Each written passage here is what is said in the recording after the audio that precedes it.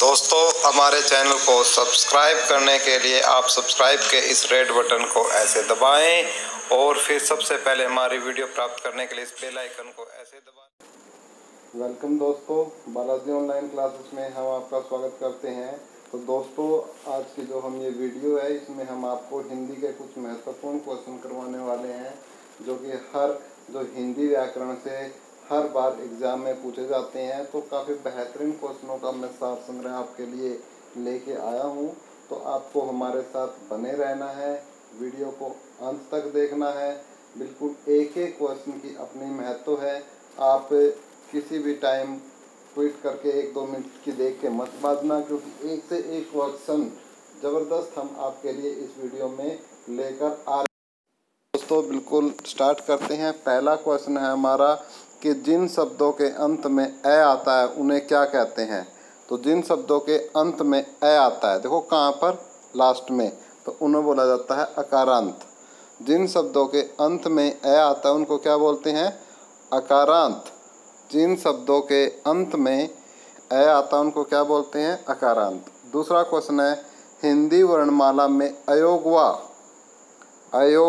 पूछ रहा आपसे ये अयोगवा।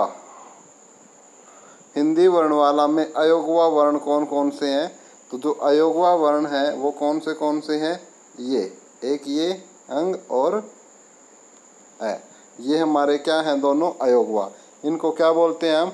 अयोगवा। पहचान कर लो इनको अच्छे से। क्वेश्चन में पूछे जाते हैं, बार बार पूछे जाते हैं, रिपीट होते हैं ये क्वेश्चन, इसलिए मैं इन क्वेश्चनों को लेके आया हूँ। नेक्स्ट क्वेश्चन देख लेते हैं हमारा तीसरा क्वेश्चन कि हंस में लगा, जैसे हंस लिखते हैं हम ऐसे, जो हंस में ये जो ऊपर लगता है ये चिन्ह, इस चिन्ह को क्या कहते हैं? तो इस चिन्ह को बोलते हैं अनुस्वार। क्या बोलते हैं इस चिन्ह को? अनुस्वार। क्या बोला जाता है इसे? अनुस्वार। क्लियर है भाई? पहली बात क्लियर। अयोगवा, अंग और ए, और जो हंस के ऊपर जो ये हम ऐसे डॉट लगा देते हैं, बिंदी, इसको अनुस्वार बोलते हैं। नेक्स्ट क्वेश्चन देख लेते हैं फोर्थ। चांद लिखते हैं हम, चांद, और चांद में वैसे चंद्र बिंदु लगाते हैं, तो इस चंद्र बिंदु को क्या कहते हैं? इसको बोलते हैं अनुनासिक। क्या बोलते हैं? अनुनासिक। इसको बोला जाता है अनुनासिक। देखो, यदि सिंगल बिंदी है तो अनुस्वार, और यदि ऐसे चंद्र बिंदु है तो उसको क्या बोलते हैं? अनुनासिक। क्या बोलते हैं उसको? अनुनासिक। बिल्कुल अच्छे से इनको लर्न कर ले। बच्चे इजी लेते हैं और फिर एग्ज़ाम में गलत करके आते हैं। बिल्कुल ये फ्री के क्वेश्चन होते हैं। हमारी मातृभाषा है हिंदी, तो हमें कम से कम हिंदी में तो पकड़ होनी चाहिए। नेक्स्ट क्वेश्चन, भाषा की सबसे छोटी इकाई क्या है? तो भाषा की जो सबसे छोटी इकाई होती है वो क्या होती है? वर्ण।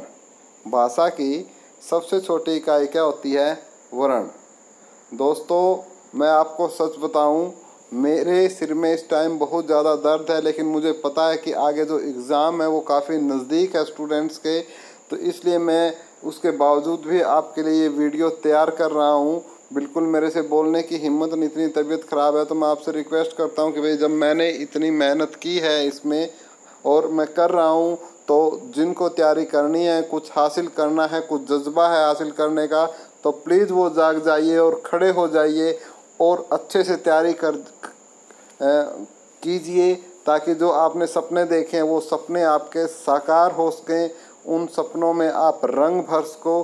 तो प्लीज़ जागिए। और ये कई बार हम इनको आसान चीज़ें सोचकर हम पढ़ते नहीं हैं, और जब एग्ज़ाम में ये चीज़ें ही गलत होती है तो हमें सबसे ज़्यादा जो हमारा दिल है, हमारा हृदय है, वो सबसे ज़्यादा जो हर्ट होता है वो तभी होता है। तो प्लीज़ देखिए किस प्रकार के हैं। छठा क्वेश्चन है कि जिन शब्दों में किसी प्रकार का विकार या परिवर्तन नहीं होता उसे कहते हैं तत्सम। नेक्स्ट है कार्य के होने, और जैसे कुछ और यदि अविकारी शब्द भी बोलते हैं उनको, कहीं ऐसे लग जाए कि सर वो क्या था, ठीक है, तो यहाँ पर यदि ऑप्शन में तत्सम है तो तत्सम करोगे। कार्य के होने का बोध कराने वाले शब्द को क्या कहते हैं? कार्य के होने का बोध कराने वाले शब्दों को क्रिया कहते हैं। ठीक है, जैसे मैं कार्य कर रहा हूँ तो कार्य कर रहा हूँ, मैं पढ़ रहा हूँ तो पढ़ रहा क्या है? कि क्रिया है, तो कार्य कराने का बोध करा रही है, तो ये सब क्या है? इनको क्रिया कहते हैं। नेक्स्ट क्वेश्चन है 8वां, भाषा का शुद्ध रूप का ज्ञान किससे होता है? तो भाषा के शुद्ध रूप का ज्ञान उसकी व्याकरण से होता है। किससे होता है?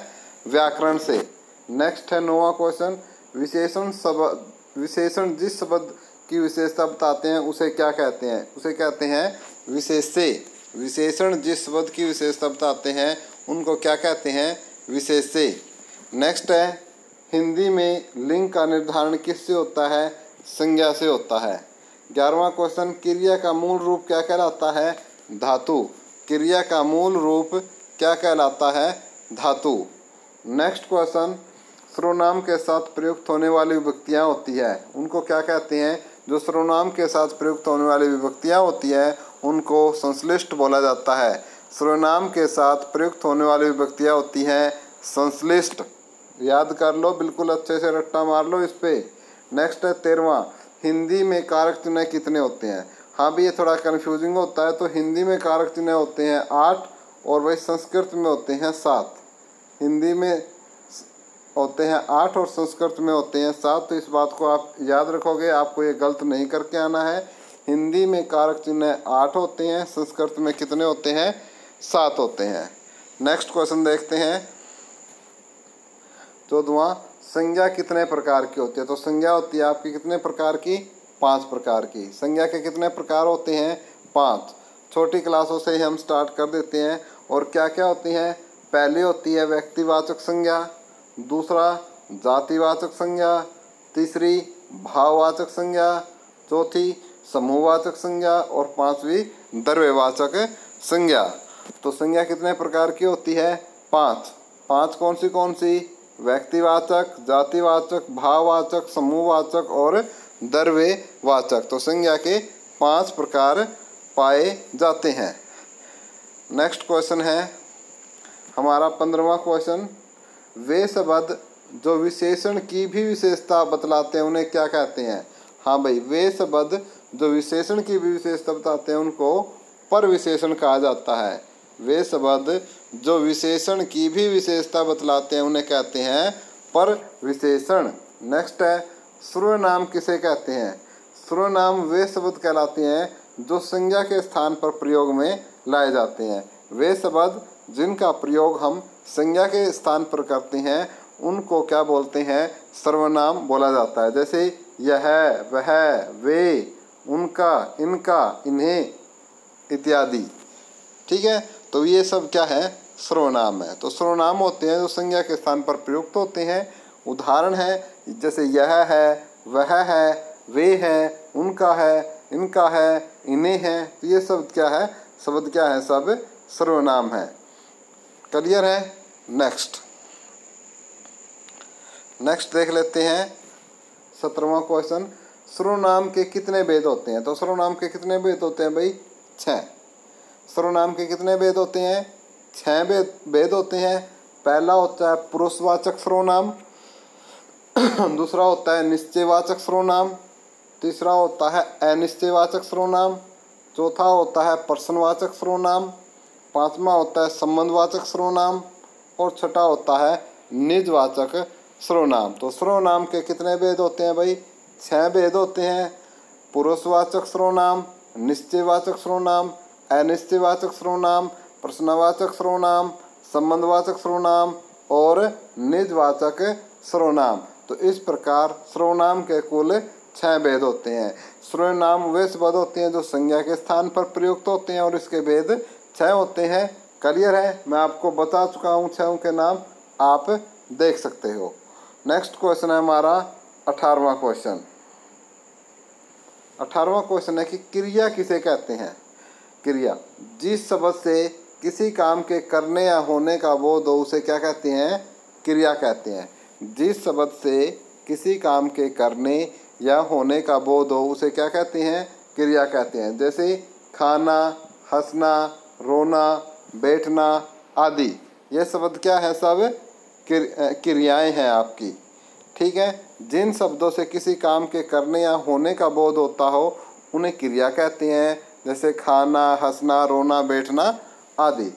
प्रश्न 19, क्रिया मुख्य रूप से कितने प्रकार की होती है? मुख्य रूप से क्रिया 2 प्रकार की होती है, अकर्मक और सकर्मक। क्रिया मुख्य रूप से कितने प्रकार की होती है? 2 प्रकार की होती है, अकर्मक क्रिया और सकर्मक क्रिया। नेक्स्ट क्वेश्चन हमारा 20वां क्वेश्चन है कि काल कितने प्रकार के होते हैं? तो काल कितने प्रकार के होते हैं भाई?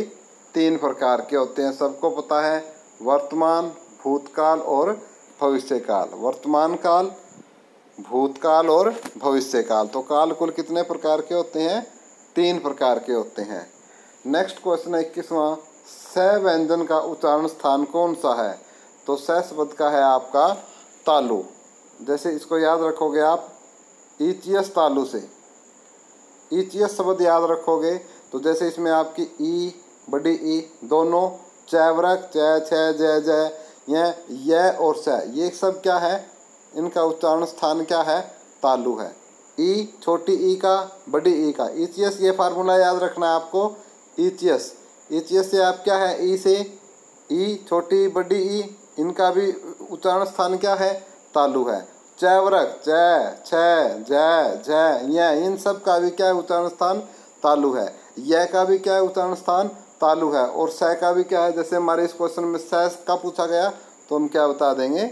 इसका तालु। क्लियर है? उम्मीद करता हूँ आपको। देखो कितने का उच्चारण स्थान पता लग गया? ई 2, चैवरक पूरे 7, 8, 9, यानी 9 शब्दों का आपको क्या है? उच्चारण स्थान पता लग गया, जिनका शब्द क्या है? आपका तालु है। उच्चारण स्थान इनका क्या है? और याद रखनी है सिर्फ एक छोटी सी बात, ईचियस तालु, ईचियस तालु, ईचियस तालु, ऐसे 5-7 बार इसको बोलो, आपको ये याद हो जाएगा। नेक्स्ट क्वेश्चन है हमारा 22वां क्वेश्चन। तो दोस्तों 22वां क्वेश्चन मैं आपको कराऊं उससे पहले मैं आपको एक बात बोलना चाहता हूं कि आपने अब तक वीडियो को लाइक नहीं किया है। प्लीज़ जिन्होंने वीडियो को अब तक लाइक नहीं किया और उनको वीडियो पसंद आ रही है तो उन्होंने वीडियो क्यों नहीं भाई अब तक लाइक किया? क्या कोई पैसा लगता है लाइक करने में, या कुछ अकाउंट से पैसे कटते हैं? यदि आपके पैसे लगते हो, अकाउंट में से पैसे कटते हो तो आप बेशक मत करो। और यदि आपका कुछ नहीं लगता है, यार कुछ नहीं लगता है, यूट्यूब पे सबको पता है, तो प्लीज़ लाइक तो कर दो, एटलीस्ट कम से कम 100 लाइक तो करवा दा करो वीडियो को। ये मेरी आपसे हाथ जोड़कर विनती है कि कम से कम जितने 100 या 200 व्यक्ति जो भी हमारी वीडियो को देखते हैं, प्लीज़ सभी के सभी वीडियो को लाइक कर दो। रिक्वेस्ट है मेरी आपसे, तो प्लीज़ प्लीज़ प्लीज़, और इसको व्हाट्सएप या फेसबुक पर शेयर भी कर दो। तो देखते हैं कि व वर्ण का उच्चारण स्थान कौन सा है? दंत ओष्ठ। व वर्ण का उच्चारण स्थान कौन सा है? दंतोष्ठ। व वर्ण का उच्चारण स्थान पूछे तो क्या बताओगे? व वर्ण का उच्चारण स्थान है आपका दंतोष्ठ। ठीक है।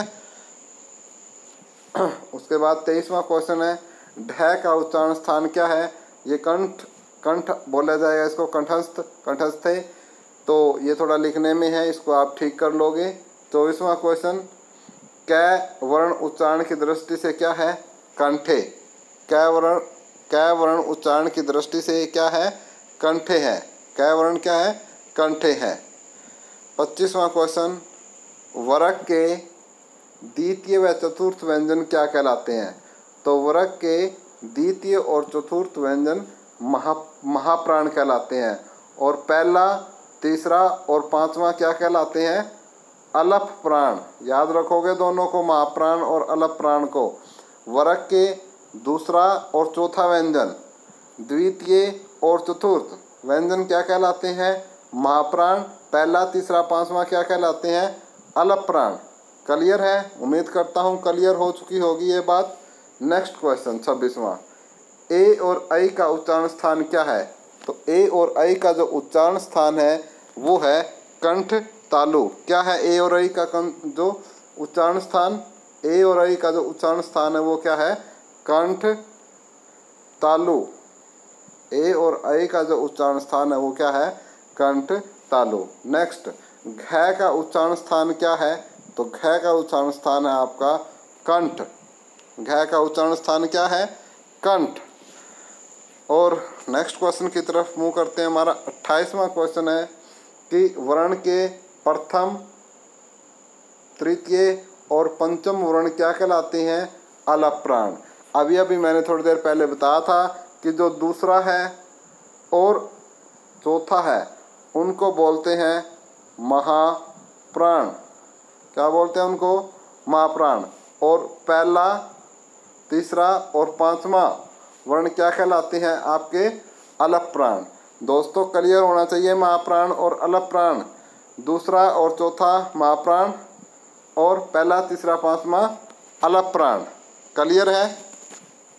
नेक्स्ट 29वां क्वेश्चन, मात्रा के आधार पर हिंदी स्वरों के दो भेद कौन से हैं? तो मात्रा के आधार पर हिंदी स्वरों के कितने भेद बताए गए हैं? दो भेद बताए गए हैं। तो दो भेद कौन से बताए गए हैं? पहला बताया गया है हर्षो और दूसरा बताया गया है आपका दीर्घ। हर्षो जिसमें छोटी मात्रा लगती है, दीर्घ जिसमें बड़ी मात्रा लगती है। तो मात्रा के आधार पर हिंदी स्वरों के दो भेद बताए गए हैं, हर्षो और दीर्घ। कौन से? हर्षो और दीर्घ। क्लियर है? उम्मीद करता हूँ आपको बात क्लियर हो चुकी होगी। अब हम तीसरा क्वेश्चन देखते हैं। 30वां क्वेश्चन है कि सर्वनाम के साथ प्रयुक्त होने वाली विभक्तियाँ होती है।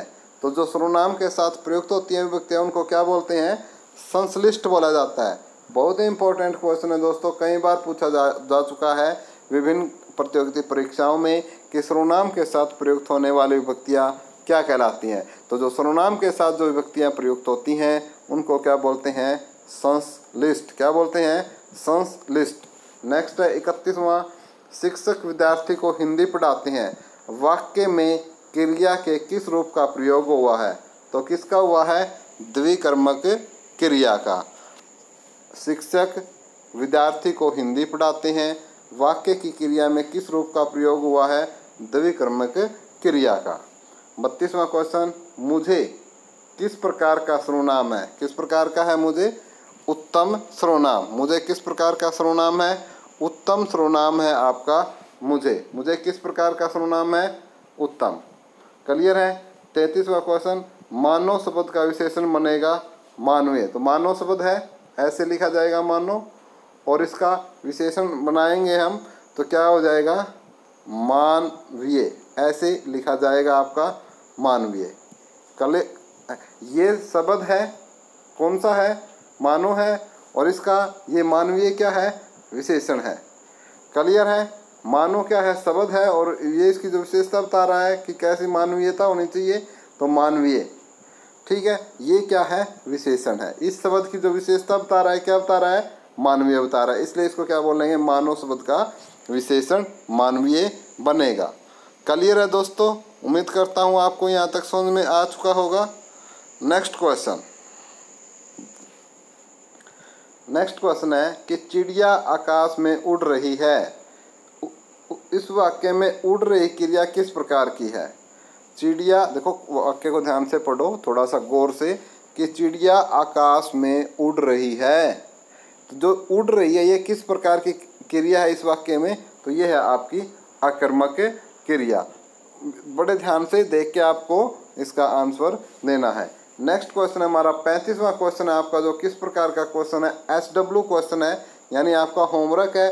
यानी जो इस प्रश्न का जवाब आपको क्या करना है?